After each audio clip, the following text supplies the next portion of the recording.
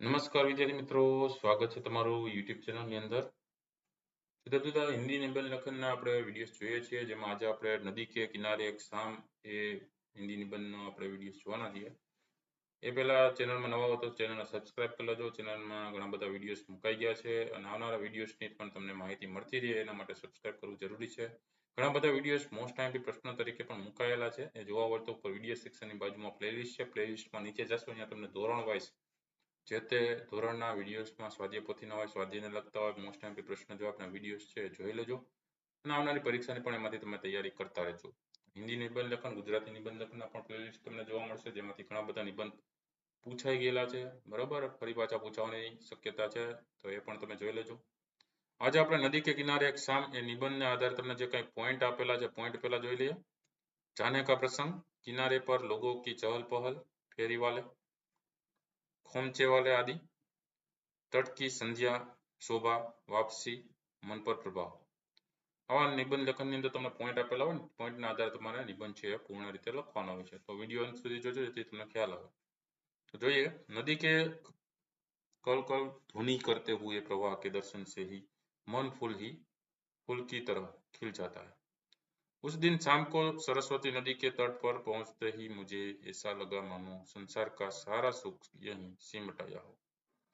तट पर मखमल की तरह बिछी हुई मिट्टी बैठने का निमंत्रण दे रही थी. मैं उस पर बैठ गया. तबीयत हरी हो गई. नदी के किनारे पर रंग बिरंगी कपड़ों में सजे हुए बच्चे उछल कूद कर रहे थे. बालिकाएं रंग बिरंगी पोशाकों में तितलियों की तरह सुंदर लग रही थी. घूमने के लिए आए हुए युवक युवतियों ने वातावरण को और भी रसमय बना दिया था. उनकी फैशनेबल पोशाक और हंसी मजाक सबको अपनी ओर आकर्षित कर रही थी.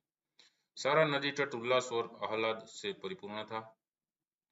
इसी समय दो बालाएं पानी भरने आई. नदी के जल की शीतलता ने उनके मन को छू लिया.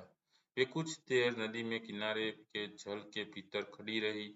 बाद में उन्होंने मटके भरे और उन्हें सिर पर रखकर चल पड़ी.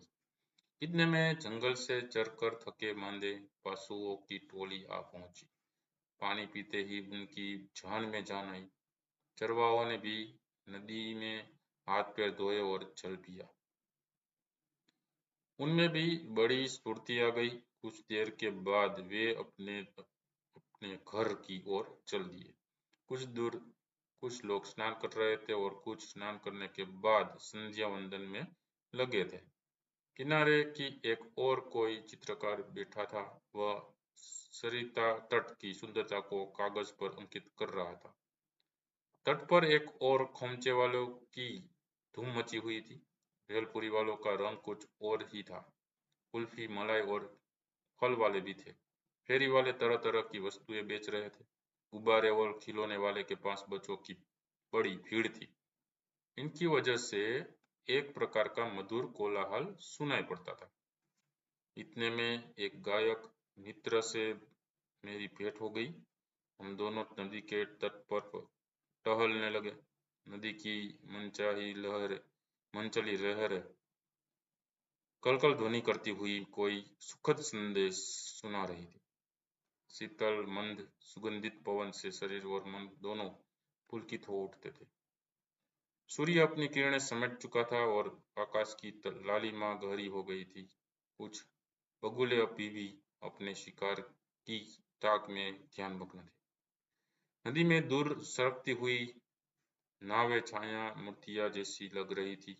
बड़ा ही मोहक और अद्भुत था वह दृश्य.